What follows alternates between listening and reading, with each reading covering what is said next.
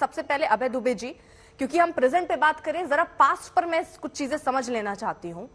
इस पूरे मामले में बहुत सारी चीजें कही जा रही हैं, 2 साल की सजा, फिर सदस्यता, ये तो बहुत आगे निकल गए। इसको क्या वहीं पर खत्म नहीं किया जा सकता था अगर माफी मांग ली जाती? हाँ, अर्पिता जी, राहुल जी ने एक बात साफ कही न्यायालय में कि मैं दया की याचना नहीं करता, माफी नहीं चाहता। लेकिन कब कही? ये भ्रामक दुष्प्रचार भारतीय जनता पार्टी को करना बंद करना चाहिए। जब न्यायाधीश ने सजा का ऐलान कर दिया, उसके बाद पूछा कि आप कुछ कहना चाहते हैं, तब राहुल गांधी जी ने कहा कि न मैं दया की याचना करूंगा, न क्षमा चाहता हूं।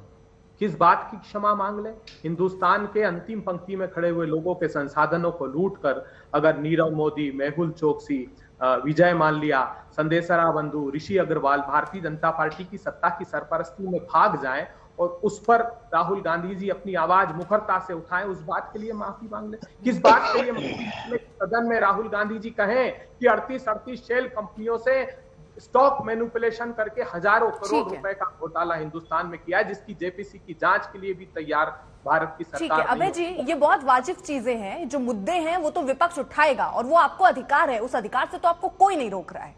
लेकिन जब राजनीतिक दल कोई बयान देते हैं, मैं सिर्फ आपकी बात नहीं कर रही, बीजेपी भी या कोई भी दल, तो एक मर्यादा होती है, उस मर्यादा को क्यों भूल जाते हैं? आप इसमें सारे मोदी चोर कहने की जरूरत क्या थी? आप उन लोगों के बकायदा नाम लेकर कह देते। और जहां आप माफी की बात कर रहे हैं, मैं एक बात समझना चाह रही हूं, चौकीदार चोर है, यह बयान भी राहुल गांधी ने दिया था, इस पर राहुल गांधी ने माफी मांग ली, वो मामला वहीं पर ठंडे बस्ते में चला गया, खत्म हो गया। लेकिन यहां इस मुद्दे को क्या तूल देने की कोशिश आपकी तरफ से नहीं हुआ, या आप मानते हैं आपसे कोई चूक हो गई? माफी मांग लेते तो सदस्यता भी रहती राहुल की, एक बड़े नेता आपके साथ ही रहते। अर्पिता जी, बिल्कुल अलग व्याख्या आप कर रही है। राहुल गांधी जी ने सर्वोच्च अदालत में वो बात कही क्योंकि उन्होंने सर्वोच्च अदालत के संदर्भित विषय पर वो व्याख्या की थी। उन्होंने इस बात के लिए माफी नहीं मांगी। राफेल का मुकदमा उठाकर देख लीजिए, 3-4 पैराग्राफ में गलत तथ्य आजाद भारत के इतिहास में पहली बार हुआ और सरकार स्वयं संशोधन याचिका लेकर सर्वोच्च अदालत गई कि हाँ, इन पैराग्राफ में गलती और बुनियादी गलतियां थी। पेगासिस के केस में भी यही हुआ।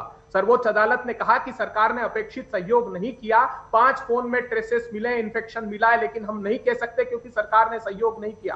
राफेल में कहा उन्होंने कि हमारा दायरा सीमित है, हमारे अधिकार सीमित है, इसलिए तो जेपीसी की मांग कर रहे हैं। अरे आप सोचिए कि एक चांगचुंग लिंग, चीनी नागरिक जो भारत की एजेंसियों की रडार पर है, पनामा पेपर में जिसका नाम है, वो अडानी जी के साथ साझेदारी करता है, जिस पर उनकी कंपनी में के स्टॉक मैनिपुलेशन में काम करता है। इलारा कंपनी जो स्ट्रेटेजिक एरिया में अडानी जी काम कर रहे हैं, वो मिसाइल का और रडार अपग्रेडेशन का उसके साथ है और वो स्टॉक मैनिपुलेशन की उस पर आरोप है। तो राहुल गांधी जी ने कहा कि भारत की अस्मिता, भूभागीय अखंडता और सामरिक महत्व के विषय पर अगर प्रधानमंत्री जी संज्ञान नहीं लेंगे तो कब लेंगे?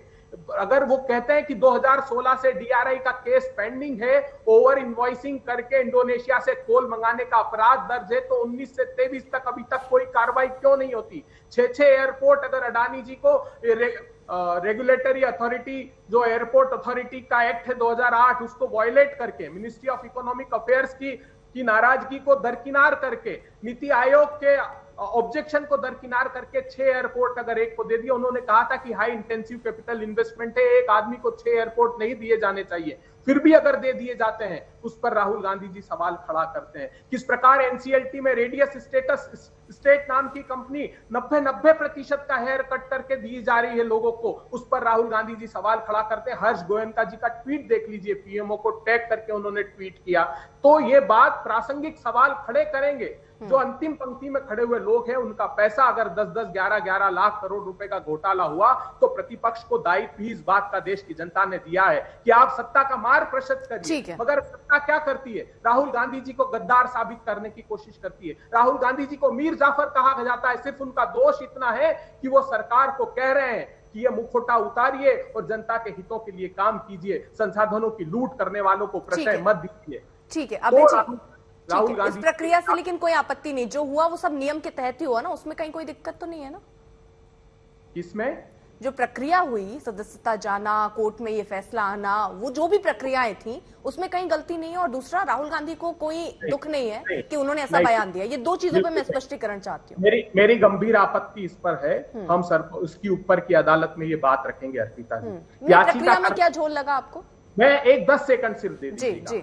16 अप्रैल 19 को याचिका करता जाता है अदालत। 24 जून 2021 को राहुल गांधी जी के बयान होते हैं। वो फिर जाता है दवे साहब की कोर्ट में सूरत में कि फिर से राहुल गांधी जी की हर पेशी पर बयान कराए। ये कोर्ट इनकार कर देती है। वो हाई कोर्ट से स्टे करा लेता है। 11 महीने का स्टे होता है जब तक जज का ट्रांसफर नहीं हो जाता।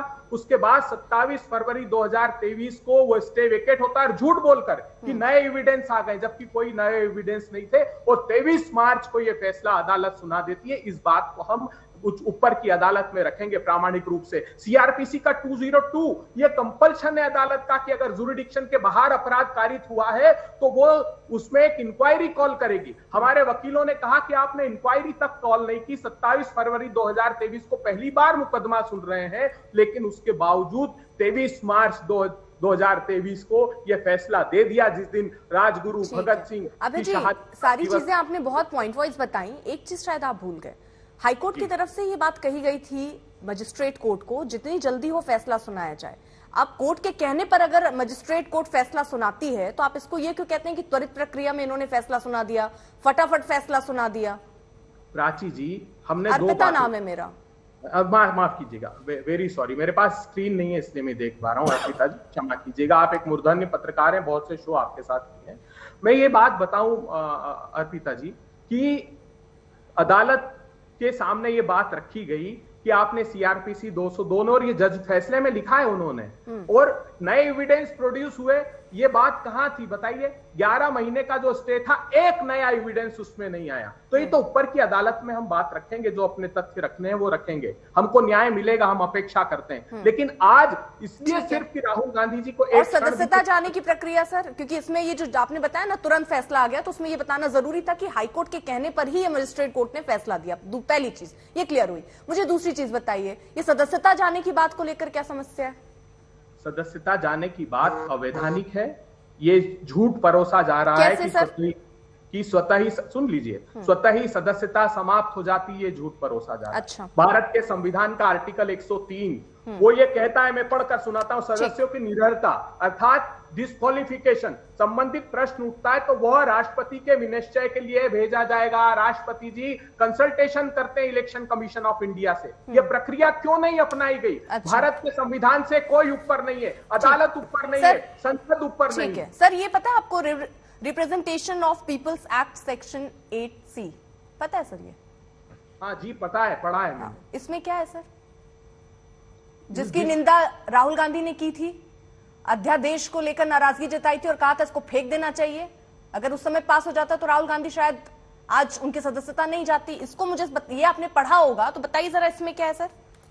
अर्पिता जी, राहुल गांधी जी आज भी दृढ़ प्रतिज्ञ हैं अपनी बात पर। ठीक सर, अपनी बात पर, तब भी अपराधियों का कोई स्थान नहीं। लेकिन ये नियोजित रूप से इतनी डिफेमेशन के केस में पहली बार मुझे ये आपने कहा ना आपने पढ़ा है सर, ये मुझे बताइए ना क्या है representation of people's act section 8C क्या है सर? ये डिस्क्वालिफिकेशन जो जिसकी आप बात कर रही हैं, जो ऑर्डिनेंस, और ये पहली बार ऑर्डिनेंस कांग्रेस पार्टी नहीं लाई, ये भी बता दूं। जी 2002 में अटल जी नहीं सर, ये क्या है? वो कौन लाया? हम नहीं लाए, वो लाए, वो बहुत लंबी बहस चल जाएगी सर। मैं बस ये जानना चाह रही हूँ है क्या ये? पता है कि मैं बता दूं सर? जी बताइए। नहीं आप कह रहे थे आप पढ़ के आए ना सर, तो मैं मैं तो अभ्यस्त हूँ, अध्ययन किया है मैंने। आप पढ़कर बताइए, मैं उसकी व्याख्या कर दूंगा। आप क्या कहना चाह रही हैं? अच्छा सर ठीक है, मैं बता देती हूँ कि किसी भी स्तर पर चुने गए जनप्रतिनिधि अगर उनको 2 साल या 2 साल से ज्यादा की सजा होती है तो फैसला जब सुनाया जाएगा उसके साथ ही वो सदस्यता के लिए अयोग्य हो जाएंगे सर। अर्पिता जी एक बात मैं बता दूं आपको सर, ये कोर्ट का फैसला है 2013 का, सुप्रीम कोर्ट का। एक सेकेंड, सुप्रीम कोर्ट का फैसला है 2013 में, लिली थॉमस वर्सेस भारत सरकार का ये पूरा फैसला था सर। और उस समय सरकार में कौन था 2013 में सर, वो भी आपको पता है। तो इसमें आप और कहीं भी जाकर आरोप नहीं लगा सकते। आप बताइए। हाँ, मैं देखिए, पीपल्स रिप्रेजेंटेशन एक्ट हो या सरकार का कोई आदेश हो, एडमिनिस्ट्रेटिव ऑर्डर या इलेक्शन कमीशन ऑफ इंडिया का, किसी भी सूरत में वो भारत के संविधान से ऊपर नहीं हो सकता। एंड ऑफ द डे इसका निर्णय सर्वोच्च अदालत को करना पड़ेगा कि आर्टिकल 103 सुप्रीम है। इन सारे एस्पेक्ट के बावजूद, चाहे पीपल्स रिप्रेजेंटेशन एक्ट के सेक्शन 8 को आप पढ़ रही हो या सुप्रीम कोर्ट के किसी ऑर्डर का अबे जी सुन रहे हैं आप क्या कह रहे हैं? आश्चर्य। अबे जी ठीक है, मतलब डिफेंड करने में आप तो मतलब आज तो आपको पुरस्कार मिलता है अबे जी, जिस तरीके से आपने डिफेंड किया है, मतलब क्या बेहतरीन तरीके से। मतलब सुप्रीम कोर्ट की बात को आप कह रहे हैं सुप्रीम कोर्ट ही आगे तय करेगा। क्या बात की आपने अभय जी, मतलब बहुत बहुत शानदार। अर्पिता जी, आज मैं प्रामाणिक कांग्रेसी के मेरी एक बात भी गलत हो भविष्य में तो आप याद रखिएगा इस शो को। सर भविष्य की छोड़िए, अभी वर्तमान की बात कीजिए ना। मैं भी याद रखूंगा आर्टिकल 103 किसी भी सर्वोच्च अदालत के, या देखिए सर्वोच्च अदालत भारत के संविधान के दायरे में रहकर फैसला दे सकती है। जब तक ये आर्टिकल चेंज संसद नहीं करती तब तक इस आर्टिकल को सर्वमान्यता मिलेगी। और मुझे बताया गया है अभी कि सुप्रीम कोर्ट में इस प्रकार की कोई पिटीशन भी फाइल हुई है, ये भी बता दूं मैं आपको।